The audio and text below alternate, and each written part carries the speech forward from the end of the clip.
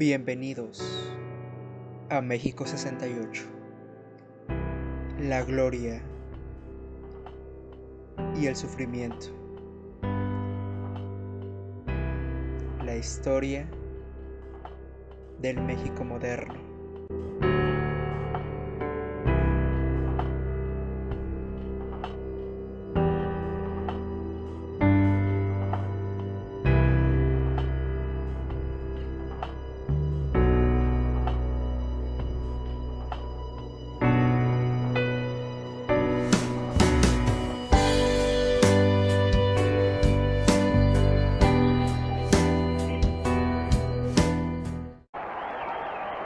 Ciudad de México, 12 de octubre de 1968. Dan principio los Juegos de la 19ª Olimpiada.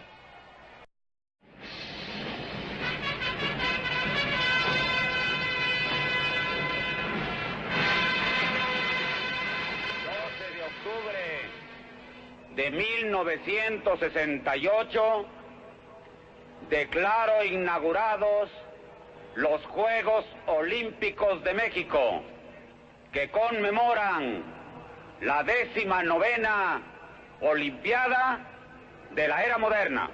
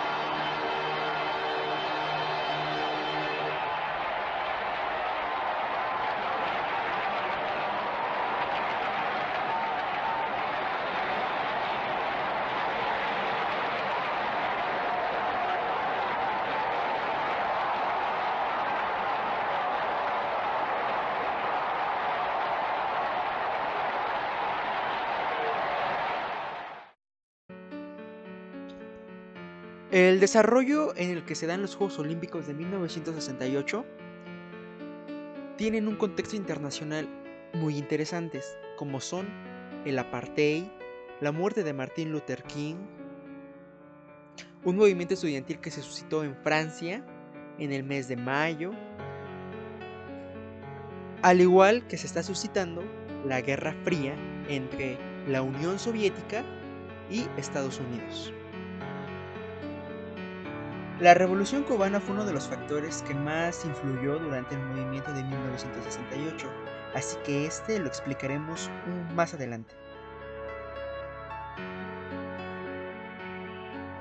Para el gobierno mexicano, la importancia de los Juegos Olímpicos de 1968 significaba algo muy importante, ya que se convertiría en el primer país latinoamericano en tener la oportunidad de celebrar un evento muy relevante de manera internacional.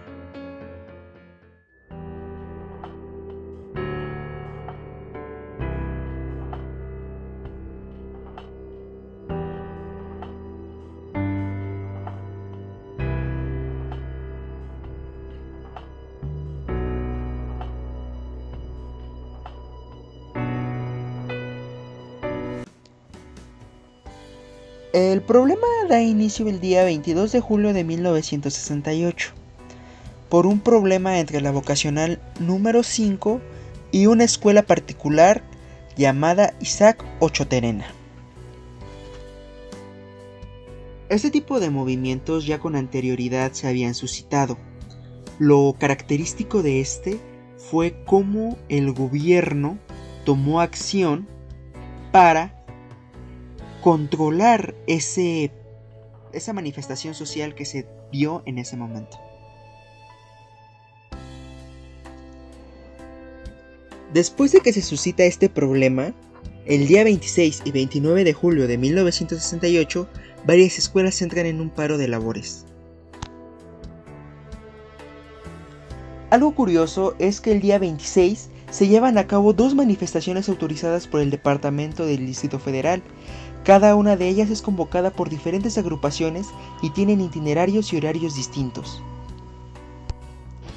Una es convocada por los estudiantes del Instituto Politécnico Nacional en protesta por la intervención de los granaderos en la Escuela Vocacional número 5 y en demanda de la desaparición del cuerpo de granaderos. La otra manifestación es convocada por la CENER, la Juventud Comunista y las sociedades de alumnos de diversas escuelas del Instituto Politécnico Nacional y de la Universidad Nacional Autónoma de México, la cual es denominada Marcha Juvenil por el 26 de julio, en conmemoración del 15º aniversario del asalto al cuartel Moncada y en solidaridad con la Revolución Cubana. La manifestación de los estudiantes del Instituto Politécnico Nacional sale a las 4 de la Plaza de la Ciudadela. La marcha continúa su ruta en orden y concluye en un mitin en la Plaza del Carrillón, del casco de Santo Tomás. Cerca de las 7:30, un grupo de estudiantes opositores de la FENET se apodera del sonido para invitar a los manifestantes a acudir al Zócalo. La invitación es aceptada por cientos de estudiantes, quienes se organizan y emprenden el camino. Toman varios autobuses y se bajan en el Panteón de San Fernando, y desde ahí inician la marcha en dirección al Zócalo.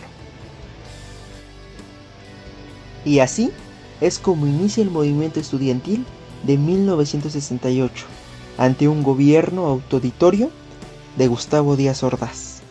Necesitamos demostrar al pueblo de México que somos una comunidad responsable, que merecemos la autonomía, pero no solo será la defensa de la autonomía la bandera nuestra en esta expresión pública, será también la demanda, la exigencia por la libertad de nuestros compañeros presos. Señores, ahora veremos unas entrevistas a los líderes estudiantiles de esa época y veremos cómo fue su historia, ya que ellos vivieron en carne propia ese momento histórico.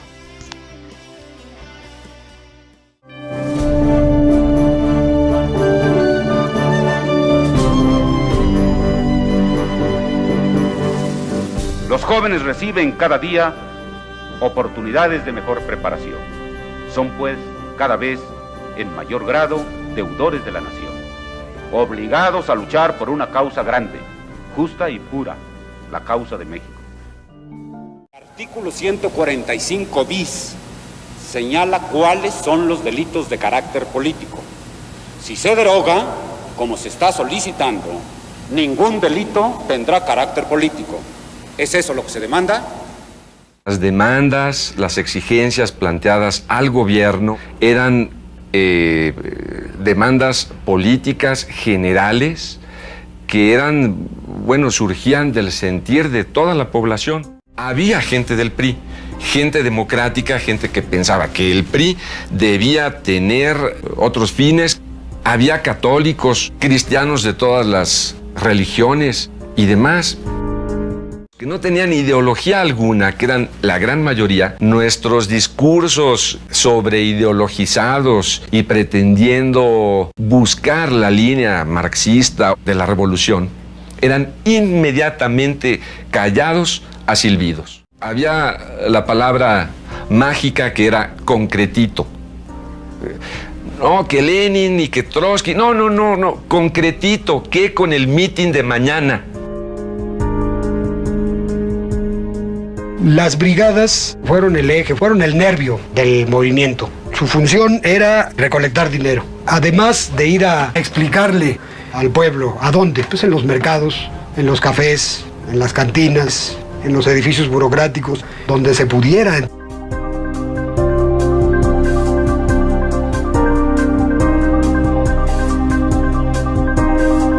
Se cantaba mucho, es Corona del Rosal, embotellado, Díaz Ordaz, güey, Díaz Ordaz, güey, Jojo, Chimín, Díaz Ordaz, chin, chin, chin. Bueno, una serie de consignas cantadas que implicaban ciertas majaderías, ¿verdad? Por primera vez el pueblo sale y puede gritar contra los funcionarios su real sentir.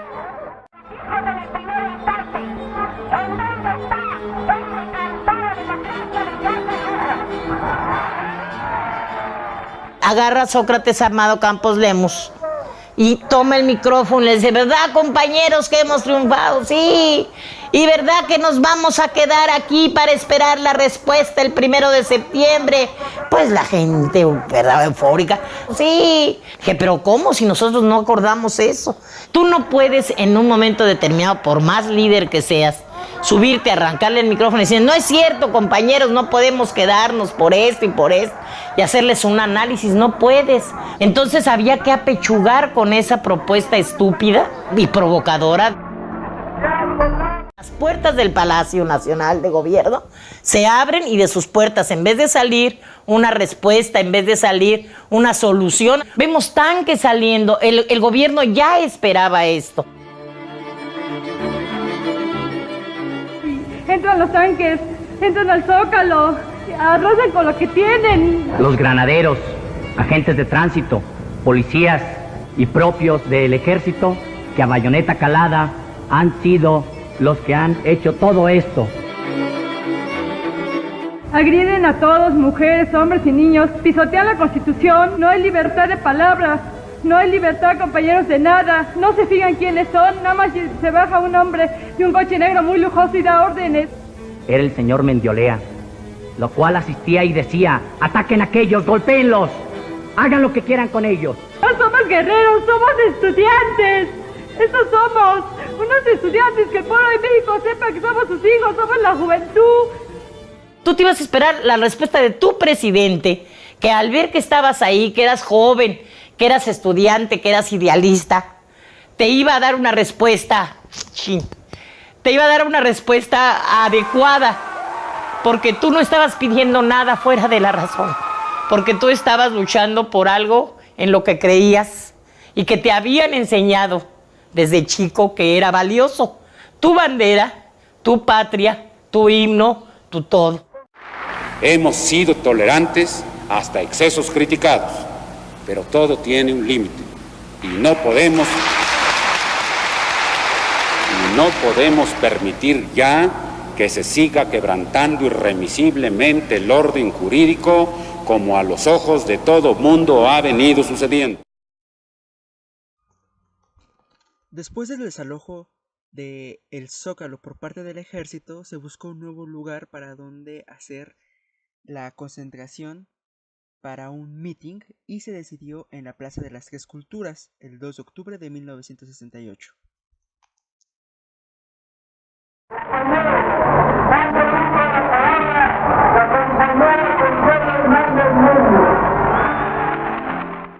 Queríamos que fuera un mitin muy rápido porque acabábamos de salir pues de la ocupación de las escuelas por el ejército. Entonces era llegar y salir rápido.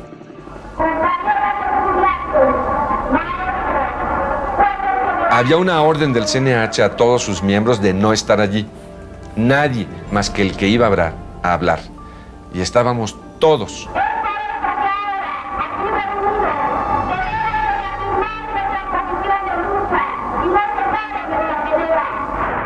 Me dijeron algunas personas que llegaban allí, oye Luis, hay gente muy rara, hay unos muy pelones y traen un guante o un pañuelo blanco en la mano izquierda.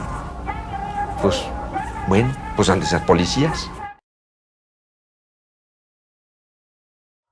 A las personas con el guante blanco se les conoció como Batallón Olimpia y se dice que su función era espiar, perseguir y hacer acciones de sabotaje en contra del movimiento de 1968 en México. Otros llegaban y decían, el ejército está en tal calle. Pues sí, en todo mitin, en toda manifestación, el ejército había estado vigilando a la distancia. No era nada extraordinario, está el ejército, pues sí. Lo que yo no sabía era que eso era un cerco. Atrás del Chihuahua también había ejército que iba a avanzar bajo el edificio. Cuando un helicóptero empezó a volar por encima de la plaza, un helicóptero verde del ejército, volaba en círculos concéntricos. Entonces me preocupé y le dije a los chicos, miren, están tirando bengalas, y si tiran bengalas significa que tienen la intención de disparar. Y como sabían que había estado en Vietnam, me dijeron, hey, tú ves las cosas como en Vietnam. Apenas me decían esto, empezaron los disparos. Aparecen un montón de manos haciendo esto. Manos con guante blanco, con trapo blanco. Aparecen haciendo así, ¡taz! Y se empiezan a oír paz, paz, y la gente corre. Desde el barandal del tercer piso empezaron a disparar hacia abajo al azar. Y entonces el helicóptero y y el chamaco queda en el pasto. Yo me le diría como si lo hubieran clavado así.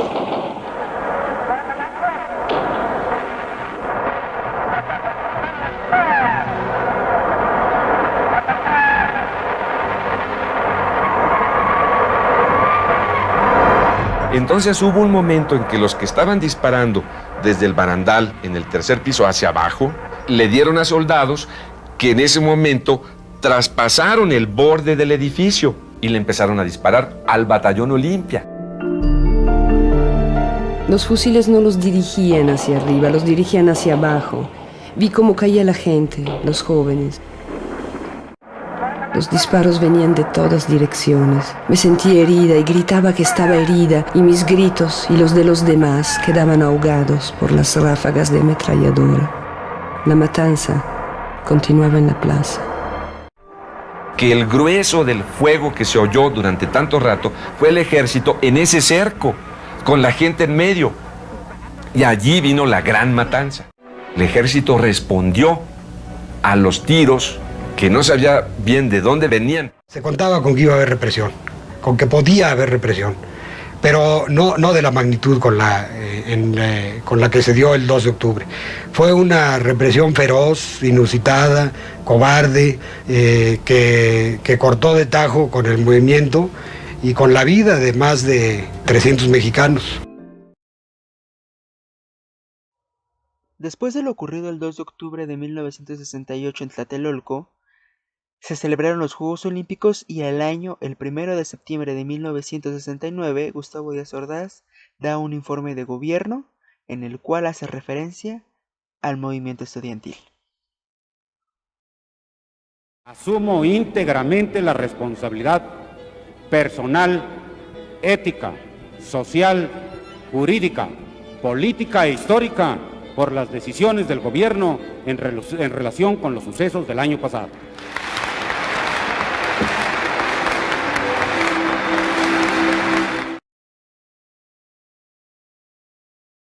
Posteriormente la herida se volvería a abrir cuando Gustavo Díaz Ordaz es asignado como embajador de España y algunos reporteros le hacen las preguntas referentes al 2 de octubre de 1968 y eso es lo que respondió. Que va a España un mexicano limpio que no tiene las manos manchadas de sangre. Pero de lo que estoy más orgulloso de esos 6 años es del año de 1968, porque me permitió servir y salvar al país. Les guste o no les guste, con algo más que horas de trabajo burocrático, poniéndolo todo, vida, integridad física, horas, peligros, la vida de mi familia, mi honor, el paso de mi nombre a la historia, todo se puso en la balanza.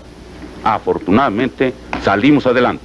Y si no ha sido por eso, usted no tendría la oportunidad, muchachito, de estar aquí preguntando.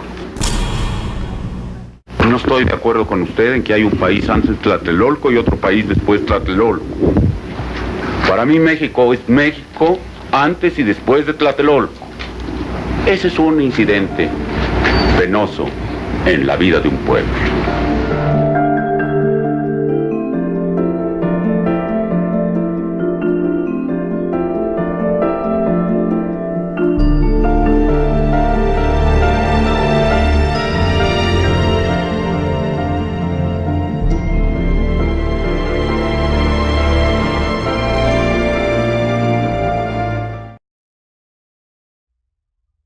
En nuestra opinión, la represión que se dio el 2 de octubre de 1968 fue algo brutal, terrible y que marcó la historia de nuestro país en un momento en el cual debería de ser de gloria.